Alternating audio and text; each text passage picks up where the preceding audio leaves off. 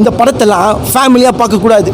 மாமியார் மருமகளும் தான் வந்து பார்க்கணும். ஏன்னா இந்த கொடுமையை பண்ணுறது யார்? மாமியாரும் மருமகளுங்க தான். அவங்க தான் இந்த படத்தை வந்து பார்க்கணும். ஏன்னா கொடுமையை பண்ணி சாவடிக்கிறாங்க தெளிவா. புருஷனா இந்த பக்கம் பொண்டாட்டி, இந்த பக்கம் மாமியார், பின்னாடி அம்மா, 3 பேருக்கும் நடுவில் புருஷங்காரன் மாட்டின்னு தவிக்கிறான் பார்த்தீங்களா தவிப்பு. அதை தான் இந்த படத்தில் சூப்பராக சொல்லியிருக்காங்க தெளிவா. ஒரே ஒரு வருத்தம் தான் இந்த படத்தில். ஒரு குழந்தைக்கு அரை மொட்டை வச்சு ஃபுல்லாக படம் ஃபுல்லாக ட்ராவல் பண்ணியிருக்காங்க தெளிவா.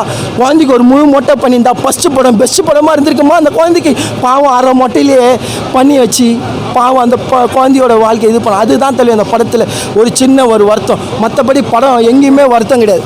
படம் ஃபுல்லாகவே அழகான அருமையான ஒரு கண்டென்ட்டாக கொடுத்துருக்காங்க.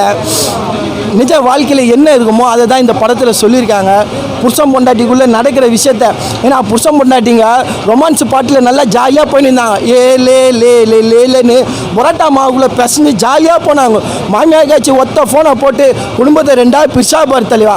அதுலேருந்து ஸ்டார்ட் ஆச்சு பாவம். கோட்டு வாசல்னு தலைவன் அழிஞ்சுனுங்கிறான். எதனால்? ஒரு மாமியார் காட்சியால். அதனால் இந்த படத்தை பார்க்க வேண்டியது மாமியார் மருமகளும். இவங்க பண்ணுற கொடுமையை தான் இந்த படத்தை